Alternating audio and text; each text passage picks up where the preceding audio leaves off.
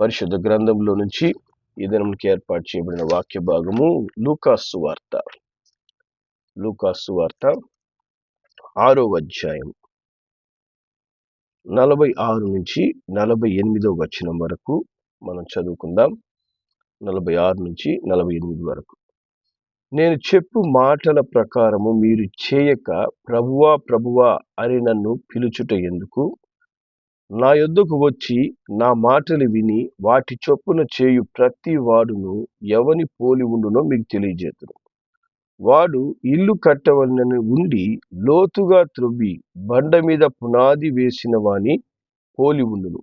వరద వచ్చి ప్రవాహము ఆ ఇంటి మీద వడిగా కొట్టినను అది బాగుగా కట్టబడినందున దాన్ని కదిలింపలేకపోయెను. హల్లెలూయా. దేవుని నామానికి మహిమ కలుగును గాక. దేవుని బిడ్డలమైన మనకైతేనేమి, లోకంలో ఉన్న ప్రతి వ్యక్తికైతేనేమి, ఈ లోకంలో ప్రతి దినము ఏదో ఒక విధమైన సమస్యలు, ఏదో ఒక విధమైన శోధనలు, వ్యాధి బాధలు, కష్టములు, కుటుంబంలో ఏదో సమస్యలు, పలు విధాలుగా మానవుడు అనుదినము నూతనమైన పరిస్థితులు ఎదుర్కొంటుంటాడు. సంతోషకరమైన ఆశీర్వాదకరమైన సమయాలు కూడా తన జీవితంలో దేవుడు ఎన్నో అనుగ్రహిస్తూ ఉంటాడు. కానీ దేవుడు చెప్తున్నాడు, మరి ప్రతి పరిస్థితిలో కూడా మనము ప్రభువా ప్రభువా అని సమస్య వచ్చినప్పుడు మట్టుకే ప్రభువుని పిలిచేవారిగా మనం ఉండకూడదు అని ప్రభువు సెలవిస్తున్నాడు. మరి సమస్య వచ్చినప్పుడు మట్టుకే మనం ప్రభువా ప్రభువా అని పిలిచేవారిగా ఉంటే ఆయన అంటున్నాడు, అట్టివారి యొక్క ప్రార్థన నేను అంగీకరించను, అట్టివారి యొక్క ప్రార్థనను నేను వినను. మరి నాకు మొరపెట్టేవారు లేదా నాకు ప్రార్థించి బదులు పొందుకునేవాళ్ళు ఎలా ఉండాలంట? మరి ఆయన చెప్తున్నాడు, నా యొద్దకు వచ్చి నా మాటలు విని వాటి చొప్పున చేయు ప్రతివాడు ఎలా ఉండాలి అని నేను మీకు తెలియజేస్తున్నాను. హల్లెలూయా. కాబట్టి మనము ప్రభువారి దేవుని అడగక ముందు మనము కొన్ని క్రియలు సరిగా ప్రభు చిత్తానుసారంగా నెరవేర్చి అప్పుడు ప్రభు యొద్దకు మనం వచ్చినప్పుడు నిశ్చయముగా ప్రభు తన కార్యాలు మన జీవితంలో చేస్తాడు. మరి దేవుని మాటలు మనం విని వాటి చొప్పున చేసినప్పుడే దేవుడు మన ప్రార్థన అంగీకరిస్తానని చెప్తున్నాడు. మరి దేవుని మాటలు విని వాటి చొప్పున చేయువాడు ఎలా ఉంటాడు అంటే ఆయన చెప్తున్నాడు, వాడు ఇల్లు కట్టవలనని ఉండి లోతుగా త్రవ్వే అనుభవం కలిగి ఉంటాడు. కాబట్టి మన కుటుంబము లేదా నీ యొక్క జీవితం స్థిరముగా ప్రతి పరిస్థితిలో, ప్రతి శోధనలో, ప్రతి శత్రు యొక్క తంత్రముల్లో నువ్వు బలంగా నిలబడాలి. నువ్వు ప్రతి పరిస్థితిని ఎదుర్కోవాలి అంటే దేవుడు చెప్తున్నాడు, నిన్ను ఒక ఇంటితో పోలుస్తున్నాడు. ఒక ఇల్లు కట్టేవాళ్ళు ఏ విధంగా వారి ఇల్లు కడతారు? ఒక ఇల్లు కట్టడం మనం గమనించినప్పుడు వారు మొట్టమొదటిగా చేసేది ఏంటంటే నేల మీద ఇల్లు కట్టడం. మొట్టమొదట దాన్ని లోతుగా తవ్వడం ప్రారంభిస్తారు. నేలను లోతుగా తవ్వి మరి లోతైనటువంటి మరి స్థిరమైనటువంటి పునాది కోసము వారు ఆ ఇల్లు బలంగా నిలబడడానికి లోతుగా తవ్వడం ప్రారంభిస్తారు. గట్టి నేల కోసం వాళ్ళు వెతుకుతారు. హల్లెలూయా.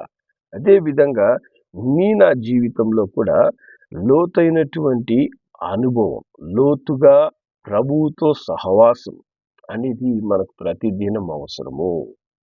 అనుదినము నీవు లోతైన అనుబంధాన్ని ప్రభువుతో కలిగిన వాడిగా ఉన్నప్పుడే మన ఇంటిని ఎటువంటి వరదలు, ప్రవాహములు వచ్చి కొట్టినా కూడా అవి స్థిరంగా నిలబడతాయి.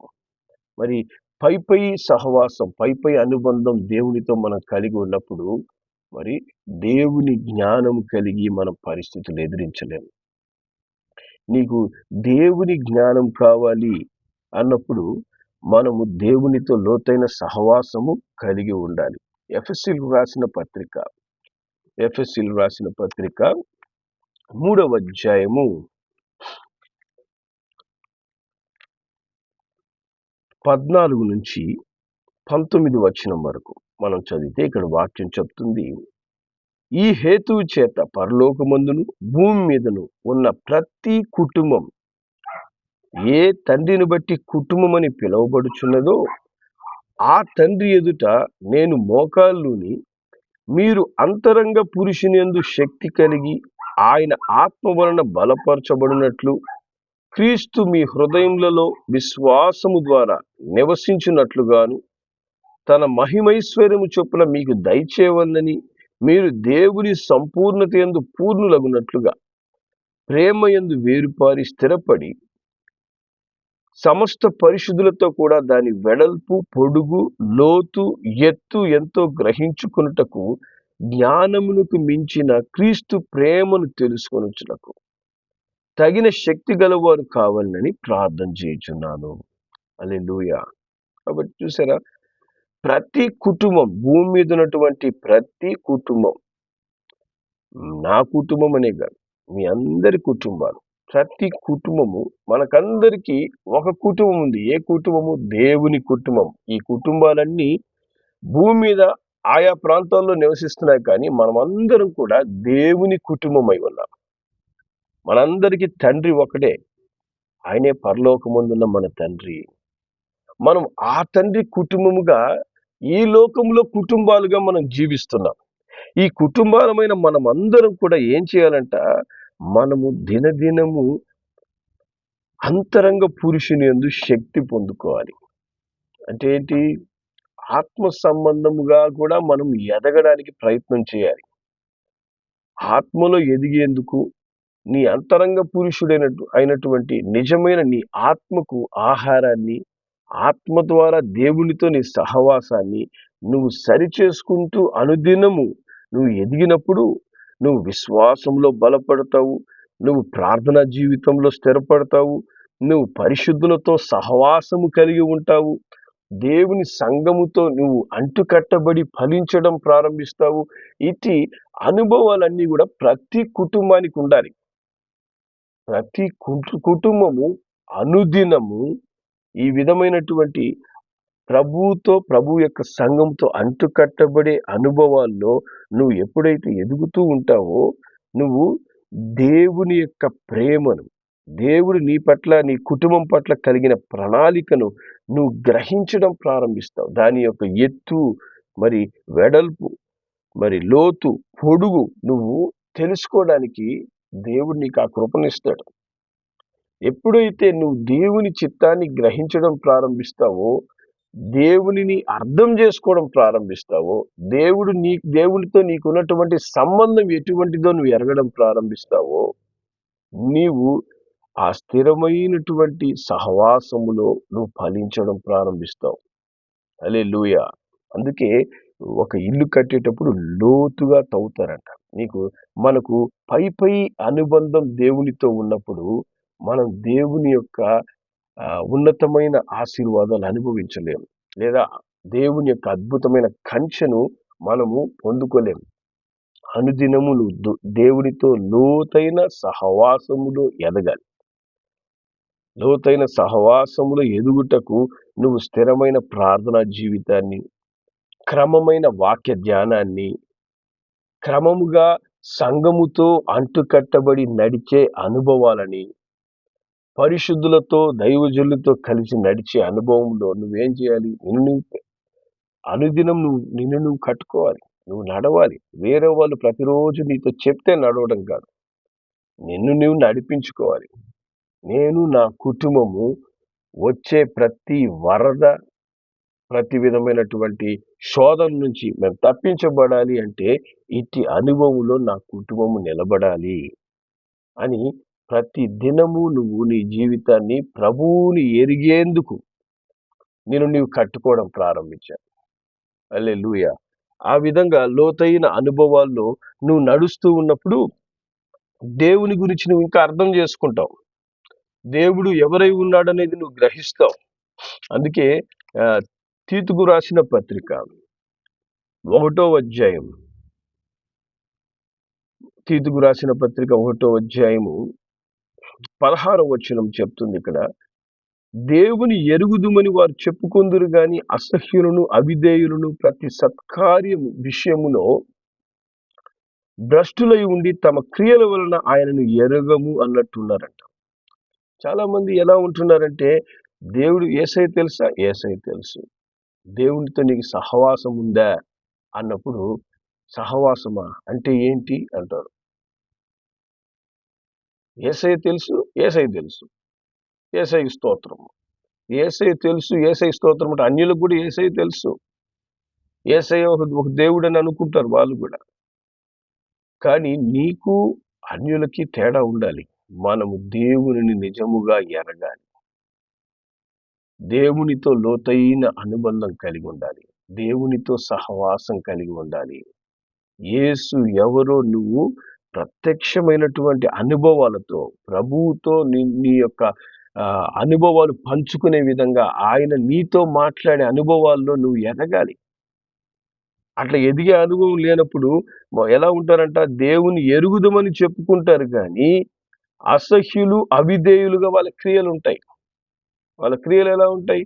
అయ్యా మీరు క్రైస్తవులు కదా, ఇలాంటివన్నీ చేయొచ్చా అని అంటే, మా జీవితం మేము జీవిస్తాం, మా బ్రతుకు మాది, మమ్మల్ని మీరు ప్రశ్నించడానికి. అవిధేయపు బ్రతుకులు బ్రతుకుతుంటారు చాలా మంది. దేవునికి లోబడనటువంటి జీవితాలు, లోకానుసారమైన జీవితాలు. క్రైస్తవులే. యేసయ్య తెలుసా? యేసయ్య తెలుసు. మరి నువ్వు ఎందుకు ఇట్లా జీవిస్తున్నావు అంటే అదే విధంగా జీవించడం. అప్పుడు వారి జీవితంలో సమస్యలు వచ్చినప్పుడు యేసయ్య ఎట్లా సహాయం చేస్తాడు? యేసయ్య అప్పుడు సహాయం చేస్తాడు వాళ్ళకి. మా జీవితంలో ఏమి మార్పు ఉండదు, మాకు యేసయ్య తెలుసు అంటే యేసయ్య ఎట్లా సహాయం చేస్తాడు? దేవుడు అందుకే ఇక్కడ వాక్యం చెప్తుంది, అవిధేయులుగా ప్రతి సత్కార్యం విషయంలో భ్రష్టులై ఉండి వారి క్రియల వల్ల అంటే ఏంటి, వారి జీవించే జీవితం వల్ల యేసయ్యను ఎరగనట్లు జీవిస్తున్నారట. యేసయ్యను ఎరగని వారి వలే ఉంటున్నారు. మనం అట్లా ఉండకూడదు. మన సహవాసం లోతుగా ఉండాలి. నీవు దేవునితో లోతైన అనుబంధం కలిగి జీవించినప్పుడే నీ జీవితాన్ని దేవుడు ఎటువంటి పరిస్థితి వచ్చినా కూడా నీకు తోడై ఉండి నిన్ను కాచి కాపాడుతాడు. దేవుని ఎరిగిన వారిగా దేవుని గురించి నువ్వు తెలుసుకోవాలి. ఇంకా నేను దేవుని గురించి ఏమాత్రం ఎరగాలి, ఎంత మాత్రం నువ్వు దేవుని గురించి తెలుసుకోవాలనేది నువ్వు ఆసక్తి నీలో రావాలి. అప్పుడే నువ్వేం చేస్తావు? దేవుని వాక్యం మీద శ్రద్ధ పెడతావు, ప్రార్థన అనుభవంలో నువ్వు ఎదుగుతావు, దేవుని అభిషేకం పొందుకోవడానికి ప్రయత్నం చేస్తావు, పరిశుద్ధాత్మతో నింపబడి ఆత్మానుసారంగా నువ్వు జీవించడం ప్రారంభిస్తావు. అప్పుడు నువ్వు దేవుని ఇంకా అర్థం చేసుకుంటావు. ఎందుకంటే పరిశుద్ధాత్మ ముఖ్యంగా మన జీవితాల్లో దేవుణ్ణి అర్థం చేసుకోవడానికి అవసరమై ఉంది. 1 కొరింథీయులకు రాసిన పత్రిక 2వ అధ్యాయం 11వ వచనంలో దేవుని వాక్యం చెప్తుంది, మనుషుని సంగతులు అతని మనుష్యాత్మకే కానీ మనుషులలో ఎవనికి తెలియను, అలాగే దేవుని సంగతులు దేవుని ఆత్మకే కానీ మరి ఎవనికి తెలియవు. దేవుని సంగతులు నువ్వు తెలుసుకోవాలంటే దేవుని ఆత్మ నీలో ఉండాలి. దేవుని ఆత్మతో మనం నింపబడాలి. అప్పుడే దేవుని సంగతులు మనం ఎరుగుతాం, తెలుసుకుంటాం. అప్పుడు దేవుని చిత్తానుసారంగా మనం జీవిస్తాం. దేవుని సంతోష పెట్టాలనే ఆసక్తి మనకు పరిశుద్ధాత్మ దేవుడు కలగజేస్తాడు. హల్లెలూయా. కాబట్టి ఎప్పుడు కూడా పరిశుద్ధాత్మను మనం పొందుకోవాలి. చూడండి 12వ వచనం చదువుతాం, దేవుని వలన మనకు దయచేయబడిన వాటిని తెలుసుకున్నట్టకై మనం లౌకిక ఆత్మను గాక దేవుని యొద్ద నుంచి వచ్చే ఆత్మను పొందుకుంటున్నాం. హల్లెలూయా.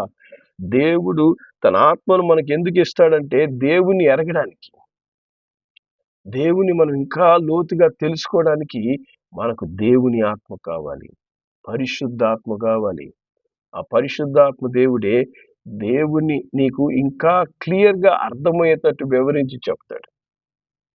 దేవుని సంగతులు నీకు గ్రహింప చేస్తాడు. దేవునితో నీకు సహవాసాన్ని ఇస్తాడు. లోకంతో ఉన్నటువంటి సహవాసాన్ని తెంపివేస్తాడు. ఒక క్రమమైన ఆత్మీయ జీవితంలో మనల్ని నడిపింపజేస్తాడు. అందుకే దేవుని వాక్యం చెప్తుంది, రోమా 8:9 వచనంలో, దేవుని ఆత్మ లేనివాడు నా వాడు కాదంటాడు. కాబట్టి దేవుని ఆత్మ లేకపోతే మనము దేవునితో లోతైన సహవాసం మనం కలిగి ఉండలేము. దేవునితో సహవాసము శరీర సంబంధమైనది కాదు, ఆత్మ సంబంధమైనది. శరీరంతో మనం దేవునితో సహవాసాన్ని పెట్టుకోలేము. ఎందుకంటే దేవుడు ఆత్మ గనుక ఆయన ఆరాధించేవారు ఆత్మతో సత్యముతో ఆరాధించాలి. కాబట్టి నేను శరీరంతో దేవునితో సహవాసం కలిగి ఉంటానంటే శరీరంతో ఎప్పుడు కూడా మనం దేవునితో సహవాసం పెట్టుకోలేము. నీ ఆత్మ దేవుని ఆత్మతో కలుసుకోవాలి. హల్లెలూయా. అట్టి లోతైన అనుభవంలోనికి నువ్వు నడవాలి. పరిశుద్ధాత్మ సహాయమును నువ్వు అనుదినం అనుభవిస్తూ ఉండాలి. ఆ పరిశుద్ధాత్మ దేవుడు నీకు నడవలసినటువంటి సరైన మార్గాన్ని నీకు నడిపిస్తూ ప్రతినిత్యము నువ్వు ఎదుర్కొనే సమస్యలలో, శోధనల్లో, పోరాటాల్లో, దుఃఖ బాధలలో మరి ఏం చేస్తాడు? నీతో మాట్లాడతాడు. నిన్ను బలపరుస్తాడు, నిన్ను ధైర్యపరుస్తాడు. ఆత్మదేవుడు మనకు తోడై ఉండి ప్రతి పరిస్థితిలో నువ్వు ఎలా మసలుకోవాలో నీకు నేర్పుతాడు ఆయన. హల్లెలూయా. అట్టి పరిశుద్ధాత్మ దేవుడు ఏం చేస్తాడు? లోతైన సహవాసాన్ని నీకు దేవునితో కనెక్ట్ చేస్తాడు. దేవుని అర్థం చేసుకునే విధంగా నీకు కృపనిస్తాడు. పరిశుద్ధాత్మ దేవుడు మట్టుకే దేవుడు ఎంత బలవంతుడో నీకు నాకు తెలియజేయగలడు. పరిశుద్ధాత్మ మనము పొందుకోకపోతే మనము దేవుని అర్థం చేసుకోలేము. మనం ఏమి అర్థం చేసుకోగలము? ఒక ఫోటోలో శిలువ మీద ఉన్నటువంటి యేసయ్య బొమ్మ చూసి ఈయన యేసయ్య అనుకుంటాం. లేదా ఇంకొక ఫోటోలో యేసయ్య ముఖాన్ని చూసి యేసయ్య అనుకుంటాం. లేకపోతే ఒక పెద్ద బొమ్మ పెట్టుంటే ఆ బొమ్మను చూసి యేసయ్య అనుకుంటాం. నువ్వు యేసయ్య రియాలిటీలో నువ్వు అనుభవించి నువ్వు తెలుసుకోవాలంటే నువ్వు పరిశుద్ధాత్మతో నువ్వు నింపబడినప్పుడు ఆత్మ దేవుడు ఏం చేస్తాడు? దేవుని యొక్క రుచిని నీకు రుచి చూపిస్తాడు. దేవుని శక్తిని ఆ పరిశుద్ధాత్మ నీలో కదలాడుతూ ఏం చేస్తుంది? దేవునితో నీకు ఒక అద్భుతమైన సహవాసాన్ని కలగజేస్తుంది. హల్లెలూయా. అట్టి అనుభవాల గుండా ఎవరైతే నడుస్తారో వాళ్ళు ఎలా ఉంటారంట? లోతైనటువంటి అనుభవాల్లో వాళ్ళు ముందుకు వెళ్తారు. వారి కుటుంబాన్ని లేదా వారి జీవితాన్ని లోతుగా దేవునితో సహవాసంలో ముందుకు తీసుకెళ్తాడు. అప్పుడు వెళ్ళినప్పుడు వాళ్ళు ఏం చేస్తారు?